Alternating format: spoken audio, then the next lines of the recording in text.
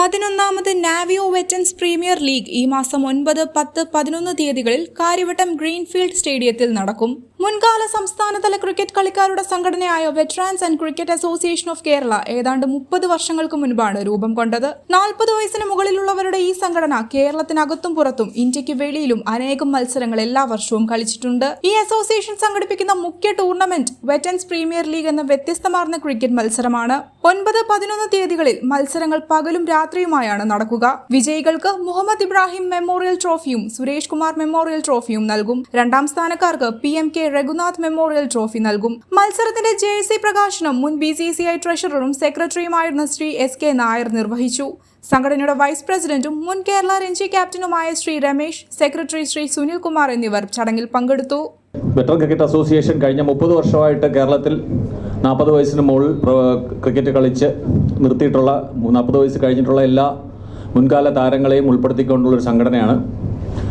ഞങ്ങളൊരു കഴിഞ്ഞ 11 വർഷമായിട്ട്, ഇത് 11ാമത്തെ വർഷമാണ്, ഞങ്ങളൊരു വെറ്ററൻസ് പ്രീമിയർ ലീഗ് എന്നുള്ള നിലയിൽ ഒരു IPLന്റെ മാതൃകയിൽ ഒരു ഫ്രാഞ്ചൈസി ക്രിക്കറ്റ് പോലെ നടത്തുന്നുണ്ട്.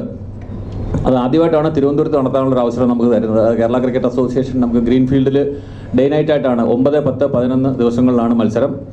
9ഉം 11ഉം ഡേ നൈറ്റ് മത്സരങ്ങളാണ്. ഒരു ദിവസം 3 കളി എന്നുള്ള രീതിയിലാണ് ഞങ്ങൾ നടത്തുന്നത്.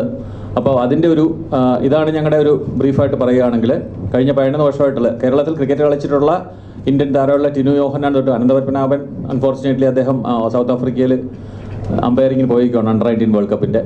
അതുപോലെ എല്ലാ താരങ്ങളും, സുനിൽ ഓയാസിസ്, മുൻകാല എല്ലാ താരങ്ങളും, ക്രിക്കറ്റ് കളിക്കാൻ പറ്റുന്ന ചേട്ടൻ ഉൾപ്പെടെയുള്ള ആൾക്കാർ, കളിക്കാൻ പറ്റുന്ന എല്ലാ ആൾക്കാരും പങ്കെടുക്കുന്ന വളരെ ഒരു സ്ട്രക്ചേർഡ് ആയിട്ടുള്ള പല പല കോമ്പിനേഷനിൽ നിന്ന് 40 to 45 അങ്ങനെ ഓരോ ഏജ് കാറ്റഗറിയിൽ ഉൾപ്പെടുത്തിക്കൊണ്ട് പ്ലേയിങ് ലെവലിൽ ഉൾപ്പെടുത്തിക്കൊണ്ട് മാക്സിമം മുൻകാല താരങ്ങൾക്ക് അവരെയും കൂടെ ഉൾപ്പെടുത്തിക്കൊണ്ട് നടത്തി വരുന്നൊരു മത്സര രീതിയിലാണ് ഞങ്ങൾ സംഘടിപ്പിക്കുന്നത്. തീർച്ചയായിട്ടും നിങ്ങളുടെ സൈഡിൽ നിന്ന് എല്ലാവിധ ഹെൽപ്പും ഞങ്ങൾ പ്രതീക്ഷിക്കുന്നു. പിന്നെ ഞങ്ങളുടെ ഇന്നത്തെ ഈ ടൂർണമെൻറ്റിൻ്റെ ഒരു ജേഴ്സി റിലീസ് എന്നുള്ള ഒരു ചടങ്ങ് കൂടെ ഉണ്ട്. എന്തെങ്കിലും ആൾക്കാർക്ക് ചോദിക്കാനുണ്ടെങ്കിൽ ചോദിക്കാതിന് ശേഷം ലൈവ് സ്ട്രീമിംഗ് ഉണ്ടായിരിക്കുന്നതാണ്.